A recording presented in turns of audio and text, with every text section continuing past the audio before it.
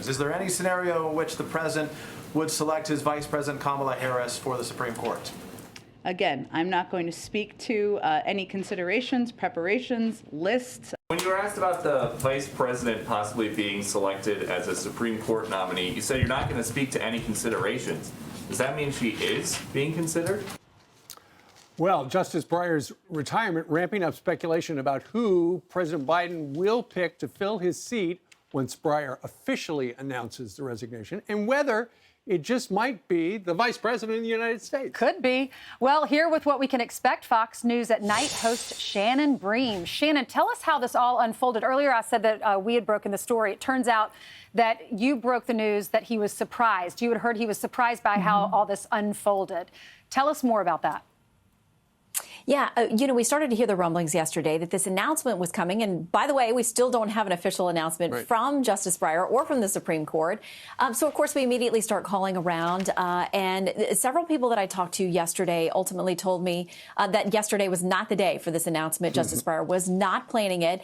And his emotions were described to me a lot of different ways. There was some consternation, but there was, more surprise, I'm told from a lot of people that, listen, he made this decision firmly some time ago.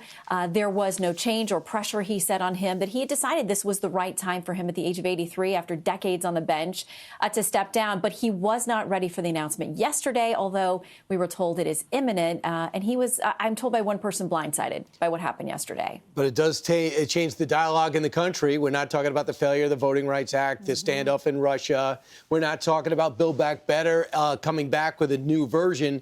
We're talking about this. So politically, you could see, Shannon, being that you're in Washington, all things politics, you could see politically how the administration would like to change the conversation.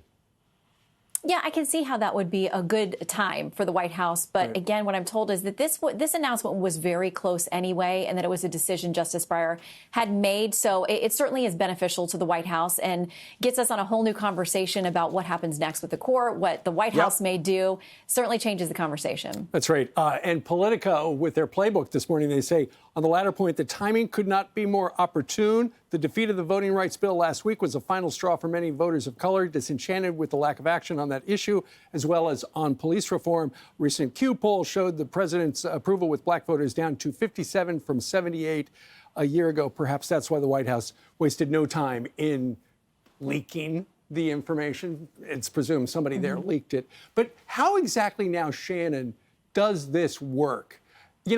He's still going to have the job for almost 6 months. It seems odd that you would figure out who's going to take his place until he's closer to the end of his tour.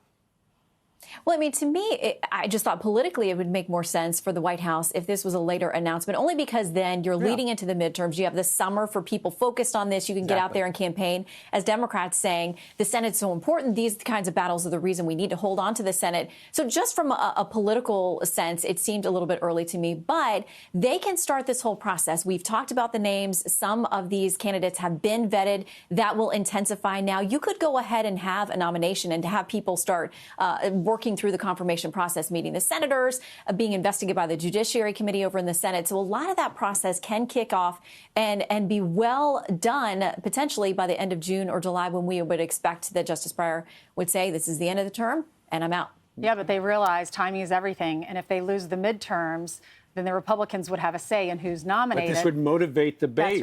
That's right. But what about Kamala Harris? I mean, your son, Peter Doocy, asked about Kamala Harris. Could she be a Supreme Court justice? And I was reading, I mean, it's obvious. Didn't even have to read, but someone brought this up in an article. 50-50 right now for voting. And if it came down to 50-50, she could make the they would go to her for the tiebreaker. Well, it's interesting because a few years back, when it was the Trump-Pence administration, there was an argument by a number of legal scholars that if the Senate tied on a Supreme Court confirmation, they argued that Vice President Pence could not be the tie-breaking vote, that it technically has to be 51 senators. So we'll see if they would feel that way this time around. I think that plucking the vice president from where she is and putting her into this position would create a whole other domino effect of headaches for the White House if they had to get a vice president confirmed and all kinds of other things. So I think she's a long shot. but her name is certainly out there in the mix. Shannon, a lot of people think about Justice Breyer, Democrats and Republicans. I think about you. When announcements like this happens, your day gets expanded by 18 I know, hours. That's true. So I think we're not Bream-centric enough. Well, I will tell you, I was actually out running with my dog yesterday when my phone blew up, and I was about 2 miles from home, and I'm dragging the dog. Stop, Stephen, let's go. And I'm trying to call people and running at the same time. So our days are interesting. I love the job, and the Supreme Court keeps us busy. All right. Your dog got a shorter walk. We'll explain to him later. She did. Good job, Shannon. Thank you. Thanks, Shannon.